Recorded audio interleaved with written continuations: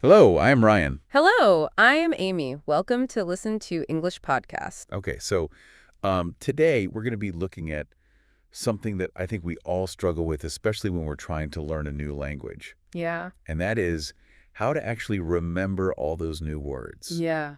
We're trying to learn, we've all been there, right? Right. You spend hours with flashcards or apps, you feel like you're making progress, Yeah. and then a week later, poof. Exactly.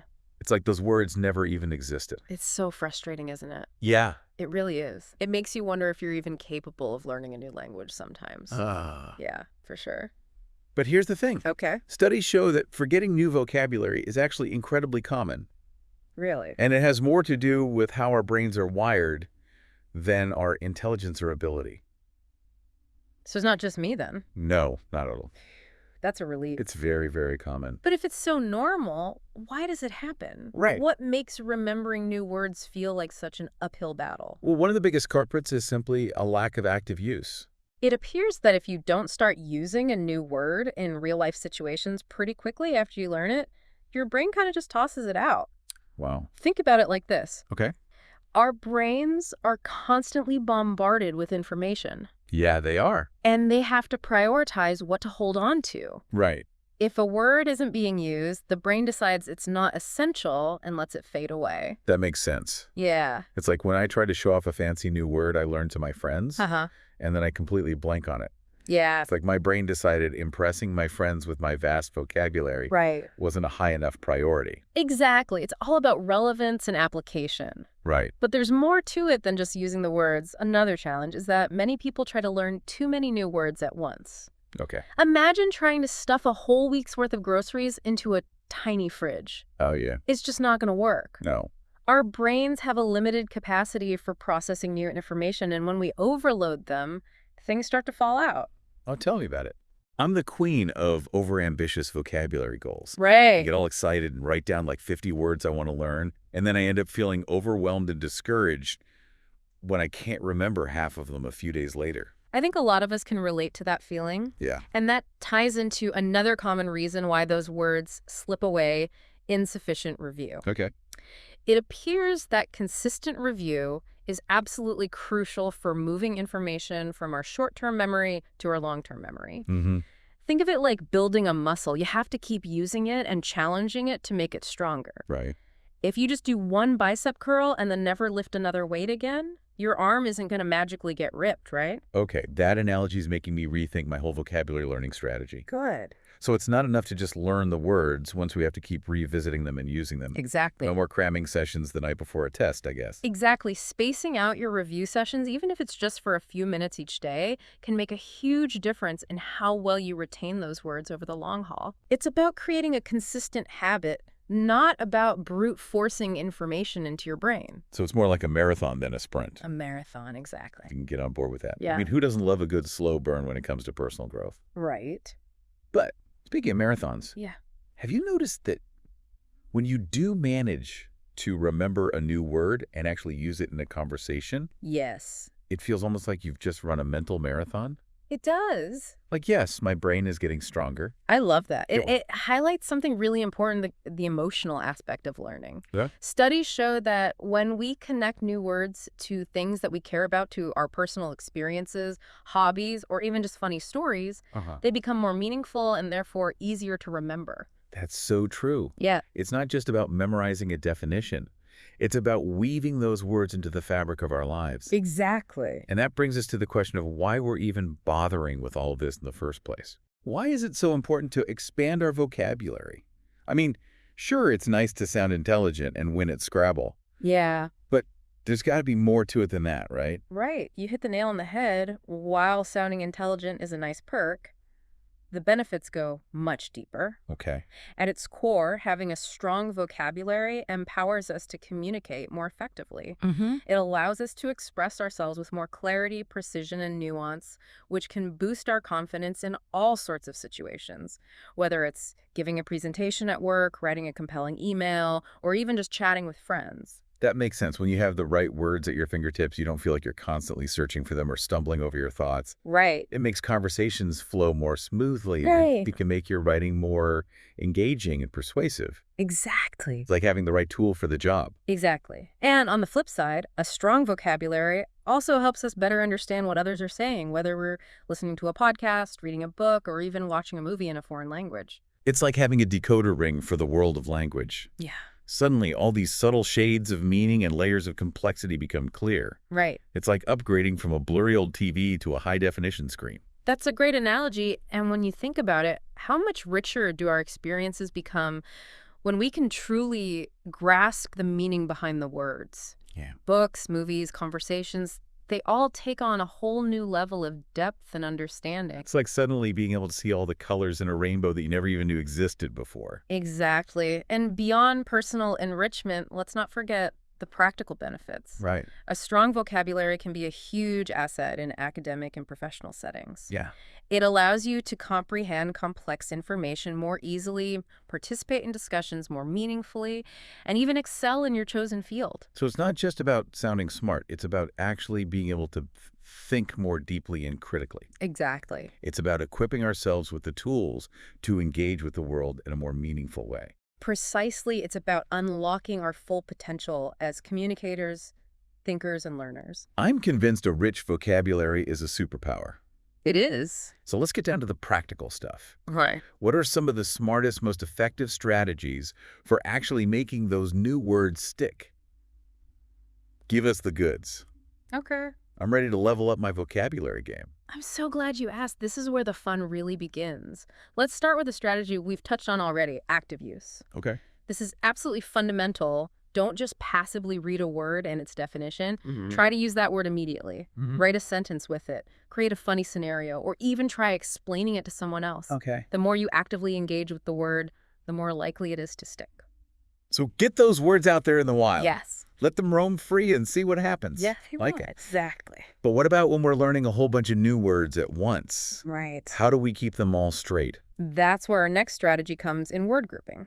Studies show that organizing new words into categories or themes can significantly improve our ability to remember them. Think about it. Our brains love patterns and connections. Right. When we group similar words together, it creates a mental framework that makes it easier to access and recall those words later on. So instead of trying to memorize a random list of words, we could group them by topics like food, travel emotions, or even abstract concepts like words that sound like what they mean. Exactly. It's all about finding what makes sense to you and creating a system that works for your brain. Right. It's like organizing your closet. Everything has its place, so you can find what you need more easily. Okay. Active use word grouping. Yeah. What else have you got? I'm feeling inspired. All right, get ready for this one because it might sound a little strange, but trust me on this mental imagery. Okay. Studies show that creating vivid mental pictures to associate with new words can dramatically boost recall. Wait, are you saying that if I'm trying to remember the word serene, I should picture a calm lake with crystal clear water and a gentle breeze rustling through the trees? Exactly. The more senses you can involve in your mental image, the better. Okay. Don't be afraid to get creative and even a little silly with it. I love that it's like turning vocabulary learning into a game, Yeah. creating little mini movies in my mind. Yeah. And who doesn't love a good movie? Right? Speaking of games and things we love, let's not forget about the good old-fashioned power of flashcards. Flashcards, really, I haven't used those since grade school. Yeah. Are they still relevant in the age of all these fancy language learning apps? I know they might seem a bit old school, but they're a classic for a reason. Okay. Flashcards are a fantastic way to practice spaced repetition and active recall, both of which are essential for moving information from short-term to long-term memory. Okay.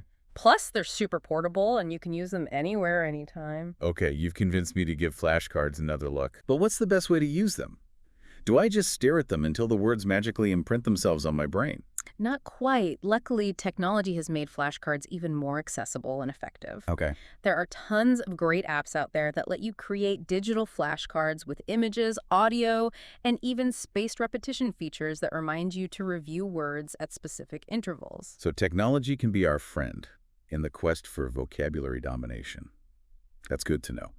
What else do we need to know? Well, as much as I love a good tech tool, let's not forget the power of human connection. Okay. Studies show that having a language partner or joining a study group can make the learning process more enjoyable, motivating, and effective. So you're saying that even us introverts can benefit from a little social interaction when it comes to language learning? Absolutely. It's all about finding a learning environment that works for you. And on that note, I think it's time to move on to our next point, which is be patient with yourself.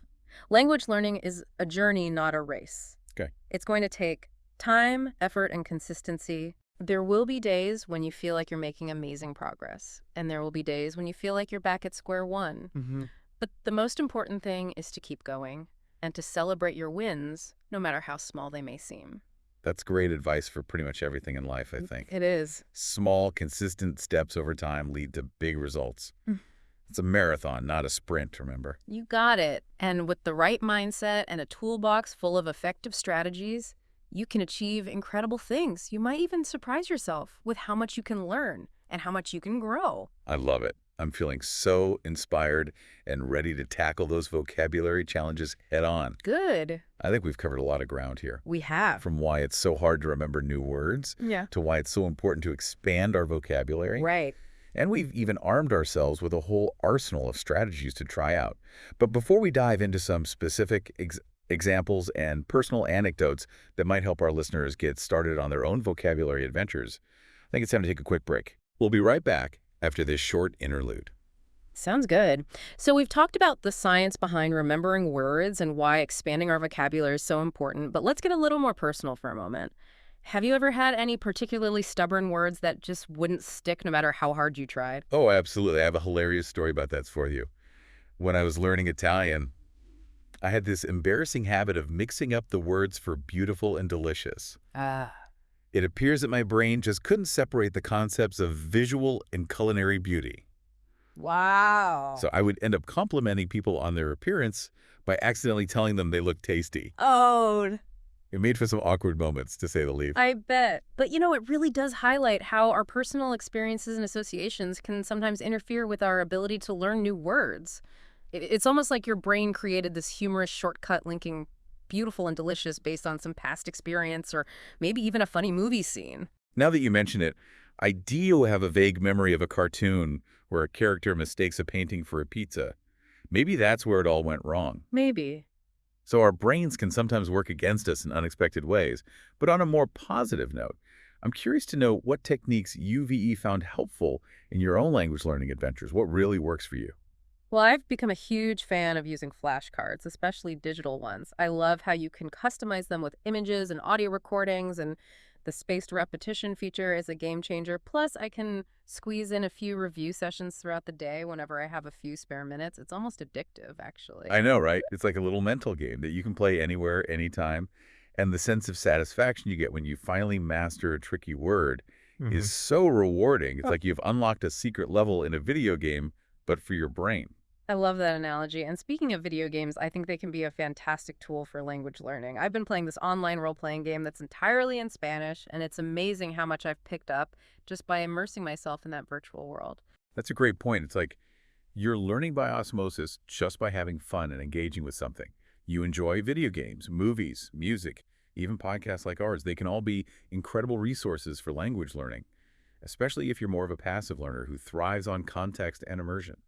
The key is to find something that you genuinely enjoy and make it part of your daily routine. It shouldn't feel like a chore. Absolutely. Make language learning a fun adventure, not a dreaded obligation. But we also have to remember that everyone learns differently. What works for one person might not work for another. So it's important to experiment and find what resonates with you. So if someone hates flashcards, they shouldn't force themselves to use them just because someone told them it's the best method. Exactly. There's no one-size-fits-all approach. Some people learn best by writing words down repeatedly. Others prefer to create stories or songs with them, and some find that simply reading or listening to them in context is enough. The key is to be active, engaged, and consistent in whatever method you choose. So it's all about finding your own rhythm and creating a language learning experience that feels authentic and enjoyable for you. I love that. And on that note, thank you for joining us for this look at the world of words. Yes. Thank you so much for listening, and happy learning, everyone. Happy learning. If you enjoyed this episode, please like and subscribe. It really helps our channel grow and reach more English learners like you. By subscribing, you'll never miss a new episode, and by liking the video, you're letting us know you want more helpful content. Thank you for your support. It means so much to us.